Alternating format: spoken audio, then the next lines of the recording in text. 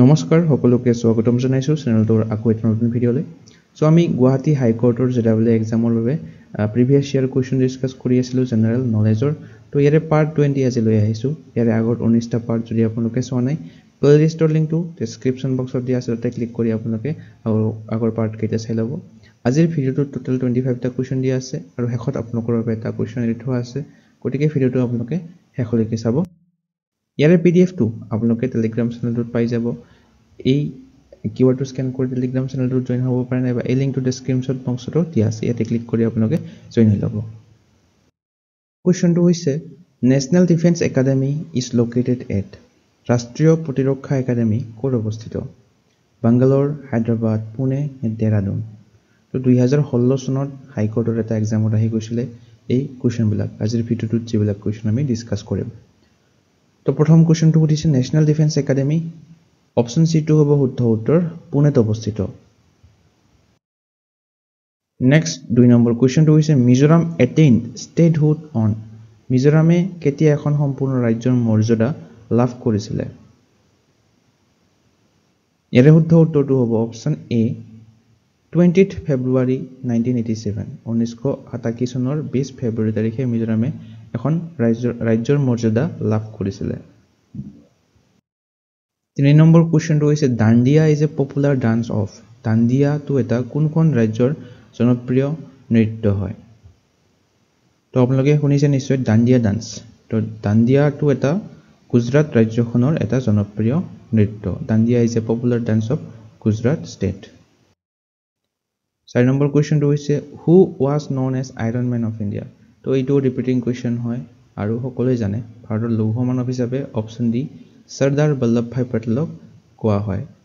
da iron man of India বুলি next 5 number কোৱেশ্চনটো হৈছে R K Laxman is a renowned R K Laxman এজন বিখ্যাত তো লাষ্ট ভিডিঅ'টো যদি আপোনালোকে চাইছে তো নিশ্চয় গম পাইছে আৰ কে লক্ষ্মণ আমি পঢ়িছিলো 4 জনৰ নাম দিয়া আছিল তো আৰ কে লক্ষ্মণ অপশন সি টু হ'ব শুদ্ধ উত্তৰ এগৰাকী কাৰ্টুনিষ্ট হয় তেওঁ নেক্সট কোৱেশ্চনটো হৈছে the first woman in space was মহাকাশলৈ যোৱা বিশ্বৰ প্ৰথম গৰাকী মহিলা কোন আছিল তো আগতো ডিসকাস কৰিছো এই কোৱেশ্চনটো ইয়াৰে শুদ্ধ উত্তৰটো হয় অপশন এ ভ্যালেন্টিনা তেৰেস্কোভা মহাকাশলৈ যোৱা বিশ্বৰ প্ৰথম গৰাকী মহিলা আছিল ভ্যালেন্টিনা তেৰেস্কোভা 1963 চনত তেখেতে কৰিছিল চনটো মনত ৰাখিব নম্বৰ কোৱেশ্চনটো হৈছে Meera Sahib Fathima Beevi is distinguished as the first lady টেস খালি ঠাই পূৰ কৰিব লাগে শ্ৰীমতী মীৰা সাহেব ফাতিমা বিবি প্ৰথম মহিলা কি হিচাপে পৰিচিত অপশন বি টু হ'ব শুদ্ধ উত্তৰ মীৰা সাহেব ফাতিমা বিবি উচ্চ ন্যায়ালয়ৰ প্ৰথম মহিলা ন্যায়াধীশ হিচাপে পৰিচিত 8 নম্বৰ কোৱেশ্চনটো হৈছে who wrote the state anthem of Assam ও মোৰ আপোনাৰ দেশ অসমৰ ৰাজ্যিক গীতটো হৈছে ও মোৰ আপোনাৰ দেশ এটো কোনে লিখিছিল ইয়াৰে শুদ্ধ উত্তৰটো হ'ব সকলোৱে জানো আমি অপশন এ লক্ষ্মীনাথ বেজবৰুৱা আছিল ও মোৰ আপোনাৰ দেশ এই গীতটো লিখক আৰু এই ও মোৰ আপোনাৰ দেশ গীতটো অসমৰ ৰাজ্যিক গীতটো 1909 চনত অসমীয়া আলোচনী বাহি আলোচনীখনত প্ৰকাশ পাইছিল নেক্সট 9 নম্বৰ কোৱেশ্চনটো হৈছে which of the following places is referred to as Switzerland of the east তলৰ কোনখন স্থানক অৰ্থাৎ কোনখন ঠাইক পূবৰ সুইজাৰলেণ্ড বুলি কোৱা হয় অসমৰ সুইজাৰলেণ্ড অফ দ্য ইষ্ট বুলি এই অপশন সি হাফলং ঠাইখনক কোৱা হয় পূবৰ সুইজাৰলেণ্ড বুলি 10 নম্বৰ কোৱেশ্চনটো হৈছে Tocklai tea research centre is situated on the which of the following district Tocklai চাহ গৱেষণা কেন্দ্ৰটো নিম্নলিখিত কোনখন জিলাত অৱস্থিত কামৰূপ মেট্ৰ গ্ৰাম্য ডিব্ৰুগড় নে যোৰহাট তো সকলোৱে জানো আমি এডিআৰই এক্সামতো আহিছিল এই কোৱেশ্চনটো অপশন ডি টু হ'ব শুদ্ধ উত্তৰ যোৰহাট জিলাত অৱস্থিত টকলাই চাহ গৱেষণা কেন্দ্ৰটো আৰু এইটো পৃথিৱীৰ ভিতৰতে আটাইতকৈ পুৰণি আৰু আটাইতকৈ ডাঙৰ চাহ গৱেষণা কেন্দ্ৰ হয় এইটো 1911 চনত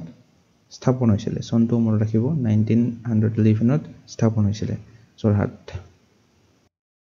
11 নম্বৰ কোৱেশ্চনটো হৈছে which of the following temples is called Khajuraho of Assam এই চাৰিটা মন্দিৰৰ ভিতৰত অসমৰ খাজুৰাহ বুলি কোনটোক কোৱা হয় অপশন সি টু হ'ব শুদ্ধ উত্তৰ মদন কামদেৱ মন্দিৰটোক অসমৰ খাজুৰাহ বুলি কোৱা হয় নেক্সট 12 নম্বৰ কুৱেশ্যনটো Nameri national park is situated in Nameri ৰাষ্ট্ৰীয় উদ্যানখন কোনখন জিলাত অৱস্থিত ইয়াৰে অপশ্যন C2 হ'ব শুদ্ধ উত্তৰ শোণিতপুৰ অৰ্থাৎ ইয়াৰে শোণিতপুৰ তালিবহ হ'ব শোণিতপুৰ জিলাত অৱস্থিত এই নামেৰি ৰাষ্ট্ৰীয় উদ্যানখন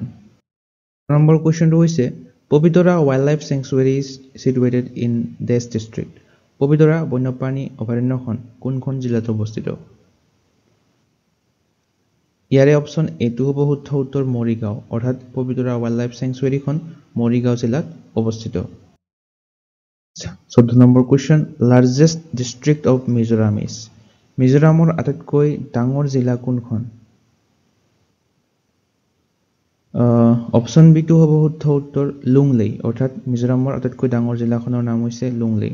লগতে মিজোৰামৰ কেপিটেলখনৰ নাম আপোনালোকে মনত ৰাখিব সকলোৱে জানে নিশ্চয় আইজল হৈছে মিজোৰামৰ কেপিটেল আৰু ইখনে হৈছে most populous city of Mizoram next কুৱেশ্যনটো হৈছে which of the following is the first newspaper of Assam কোনখন অসমৰ প্ৰথম বাতৰি কাকত তো সকলোৱে জানো আমি অসমৰ প্ৰথম বাতৰি কাকতখনৰ নাম হৈছে অৰুণোদয় আৰু আমাক যদি সোধে অসমৰ প্ৰথম দৈনিক বাতৰি কাকত কোনখন তো এইখন হ'ব প্ৰথম দৈনিক বাতৰি কাকত ফাৰ্ষ্ট ডেইলি নিউজ পেপাৰ আৰু কেৱল নিউজ পেপাৰ বুলি ক'লে অৰুণোদয় 16 নম্বৰ কুৱেশ্যনটো হৈছে how many tiger project are there in Assam অসমত বৰ্তমান কিমানখন বাঘ প্ৰকল্প বেঘ্ৰ প্ৰকল্প আছে এখন দুখন তিনিখন নে চাৰিখন অসমত বৰ্তমান 4খন বেঘ্ৰ প্ৰকল্প আছে টাইগাৰ প্ৰজেক্ট আছে 4খন অপশ্যন D2 হ'ব শুদ্ধ উত্তৰ আৰু সেই 4খন হৈছে কাজিৰঙা এখন 1 নম্বৰ 2 নম্বৰখন হৈছে মানাস 3 নম্বৰখন হৈছে নামেৰি আৰু 4 নম্বৰখন হৈছে ওৰাং তো এই 4খন বৰ্তমান টাইগাৰ প্ৰজেক্ট অসমৰ 17 নম্বৰ কুৱেশ্যনটো হৈছে which of the following is the state animal of Assam নিম্নলিখিত কোনটো অসমৰ ৰাজ্যিক পশু তো একেবাৰে সহজ কুৱেশ্যন আমি সকলোৱে জানিব লাগে এইটো কুৱেশ্যন অপশ্যন B2 হ'ব শুদ্ধ উত্তৰ ৰাইন গড় হৈছে অসমৰ ৰাজ্যিক পশু 18 number question which of the following places is famous for Sattra Kirtan Ghar নিম্নলিখিত কোনখন ঠাই সত্ৰ কীৰ্তন ঘৰ এইবোৰৰ বাবে বিখ্যাত তো অসমৰ একমাত্ৰ সত্ৰ আৰু কীৰ্তন ঘৰৰ বাবে বিখ্যাত ঠাইখন হৈছে অপশ্যন এ বৰপেটা 19 নম্বৰ কুৱেশ্যনটো হৈছে which is the largest district of Assam অসমৰ সৰ্ববৃহৎ জিলা কোনখন এৰিয়া অনুসৰি অৰ্থাৎ ক্ষেত্ৰফল অনুসৰি অসমৰ আটাইতকৈ ডাঙৰ জিলাখন হৈছে অপশ্যন C কাৰ্বি আংলংখন হৈছে অসমৰ সৰ্ববৃহৎ জিলা এৰিয়া ৱাইজ আটাইতকৈ স্মলেষ্ট কোনখন হয় আপোনালোকে কমেন্ট কৰি জনাব নম্বৰ কুৱেশ্যনটো হৈছে the Rangghar of Sivasagar district was build by Sivasagar জিলাৰ ৰংঘৰটো কোনে নিৰ্মাণ কৰিছিলে এইটো হৈছে ৰংঘৰ ইয়াৰে শুদ্ধ উত্তৰটো হ'ব অপশ্যন C কিং প্ৰমত্ত সিংহ অৰ্থাৎ ৰজা প্ৰমত্ত সিংহই এই শিৱসাগৰ জিলাৰ ৰংঘৰটো নিৰ্মাণ কৰিছিলে প্ৰথমতে ৰুদ্ৰসিংহই এই ৰংঘৰটো কাঠ আৰু বাঁহেৰে নিৰ্মাণ আৰম্ভ কৰিছিলে তো প্ৰথমতে ৰুদ্ৰসিংহই আৰম্ভ কৰিছিলে আৰু পিছত প্ৰমত্ত সিংহই এই ৰংঘৰটো বৰ্তমানৰ যিটো ৰংঘৰ আছে এইটো ইটাৰে নিৰ্মাণ কৰিছিল অৰ্থাৎ বৰ্তমানৰ যিটো আমি ৰংঘৰ দেখা পাওঁ এইটো প্ৰমত্ত সিংহই নিৰ্মাণ কৰা আৰু আৰম্ভণি কৰিছিলে কাঠ আৰু বাঁহেৰে ৰুদ্ৰসিংহই 21 নম্বৰ কুৱেশ্যনটো হৈছে which of the following is correctly matched কোনটো সঠিকভাৱে মিলিছে আমাক ইয়াতে সুধিছে অৰ্থাৎ তিনিটা ফুল আছে এটা শুদ্ধ আছে ইয়াৰে অপশ্যন D2 হ'ব শুদ্ধ উত্তৰ মিজোৰাম আইজল আমি জানো মিজোৰামৰ কেপিটেল কি হয় মিজোৰামৰ কেপিটেলখন হৈছে আইজল অলপ আগতে আমি পঢ়িলো আৰু অপশ্যন এ দিয়া আছে আসাম ইটানগৰ অসমৰ কেপিটেল ইটানগৰ নহয় অসমৰ কেপিটেল হয় দিছপুৰ সকলোৱে জানো অৰুণাচলৰ দিয়া আছে গুৱাহাটী এইটো নহয় অৰুণাচল প্ৰদেশৰ কেপিটেল হৈছে ইটানগৰ আকৌ নাগালেণ্ডৰ শিলং নহয় মেঘালয়ৰ হে শিলং হয় তো নাগালেণ্ডৰ কেপিটেল হৈছে কোহিমা নম্বৰ কুৱেশ্যনটো হৈছে which of the following is not correctly matched অৰ্থাৎ ইয়াতে এটা ফুল আছে বাকি তিনিটা শুদ্ধ আছে তো আমি ফুলটো উলিয়াব লাগে এৰে ফুলটো কোনটো হ'ব আমি চাওঁ তো শুৱালকুছি সিল্ক দিয়া আছে আমি জানো শুৱালকুছি সিল্ক অৰ্থাৎ ৰেশম বা পাট মুগাৰ বাবে বিখ্যাত শুৱালকুছি এইটো শুদ্ধ হয় বৰপেটা আইভৰি ওয়াৰ্কস অৰ্থাৎ বৰপেটা হাতীৰ দাঁতৰ কামৰ বাবে বিখ্যাত এইটো শুদ্ধ হয় কাজিৰঙা ৰাইনো দিয়া আছে এইটোটো শুদ্ধ হয় কাজিৰঙাত আমি গড়ৰ বাবে বিখ্যাত সকলোৱে জানো ইয়াত দিয়া আছে সৰ্থেবাৰী মদন কামদেৱ মন্দিৰ তো সৰ্থেবাৰী মদন কামদেৱ মন্দিৰৰ বাবে বিখ্যাত নহয় বেল মেটেলৰ বাবে বিখ্যাত হয় অৰ্থাৎ কাহ পেটলৰ বস্তুৰ বাবে বিখ্যাত হয় লগতে এই মদন কামদেৱ মন্দিৰটো ক'ত আছে কামৰূপত আছে এইটো মনত ৰাখিব তো অপচন ডিটো হ'ব শুদ্ধ উত্তৰ অৰ্থাৎ এইটো ফুল আছিলে 23 নম্বৰ কোৱেশ্চনটো হৈছে Nohkalikai falls is located in the state of Nohkalikai জলপ্ৰপাত কোনখন ৰাজ্যত অৱস্থিত ত্ৰিপুৰা অৰুণাচল প্ৰদেশ মিজোৰাম নে মেঘালয় অপচন ডিটো হ'ব শুদ্ধ উত্তৰ নহকালিকাই জলপ্ৰপাতটো মেঘালয় ৰাজ্যখনত অৱস্থিত 24 নম্বৰ কোৱেশ্চনটো হৈছে when you go home tell them of us and say for their tomorrow we gave our today is a famous epitaph of a war cemetery situated in the state of অৰ্থাৎ আমি এইটো যেটো পঢ়িলো এইটো এটা যুদ্ধ শ্মশানৰ এখন সমাধি লেখ হয় তো এইটো কোনখন ৰাজ্যত অৱস্থিত এইটো অৱস্থিত অপচন এ নাগালেণ্ড ৰাজ্যখনত অৱস্থিত 25 great hornbill is the state bird of which of the following আজিৰ ভিডিঅ'টোৰ কোৱেশ্চনটো হৈছে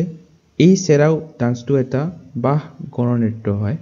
কোনখন ৰাজ্যৰ বাহ নৃত্য হয় এইটো চেৰাও নৃত্যটো তো আপোনালোকে এই চাৰিটা অপচনৰ কোনটো শুদ্ধ হয় কমেন্ট কৰি জনাব তো ইয়াৰ লগতে আপোনালোকক জনাও যে আপোনালোকে যদি লাষ্ট 10 মান্থছ কাৰেণ্ট এফেয়াৰ্ছৰ কন্টেন্টখিনি ল'ব বিচাৰে আমাৰ চেনেলটোৰ আসাম নেশ্যনেল ইণ্টাৰনেশ্যনেল গোটেইখিনি কাৰেণ্ট এফেয়াৰ্ছ পাব জানুৱাৰীৰ পৰা অক্টোবৰ মাহলৈকে থকা 1600ৰ অধিক এমচিকিউ আছে এই বুকলেটখনত লগতে এই টপিকবিলাক পাব 38 national games Assam budget Assam civilian awards IPL 2025 BRICS summit appointments এই সকলোবিলাক টপিক ইয়াতে পাব কুৱেশ্যনবিলাক এমচিকিউ ফৰ্মেটত দিয়া আছে লগতে পিকচাৰো প্ৰভাইড কৰা আছে মনত ৰাখিব সুবিধা হোৱাৰ বাবে লগতে ৰিলেটেড পইণ্টছবিলাক এটাচ কৰি দিয়া আছে তো এই বুকলেটখন আপোনালোকে পাৰচেজ কৰিব বিচাৰিলে এই হোৱাটছআপ নম্বৰটোত পাৰচেজ কৰি পিডিএফখন পাৰচেজ কৰিব পাৰে সো আজিৰ ভিডিঅ'টো চাই আপোনালোকে কেনে পালে কমেন্ট সেকশনত এবাৰ জনাবলৈ নাপাহৰিব লগতে লাইক শেয়াৰ আৰু এটা কমেন্ট কৰিব লগতে এসেনশিয়েল ষ্টাডি জন চেনেলটো সাবস্ক্ৰাইব কৰি ল'ব এনে ধৰণৰ কন্টেন্ট আগলৈ পাই থাকিবৰ বাবে আজিলৈ মানে ধন্যবাদ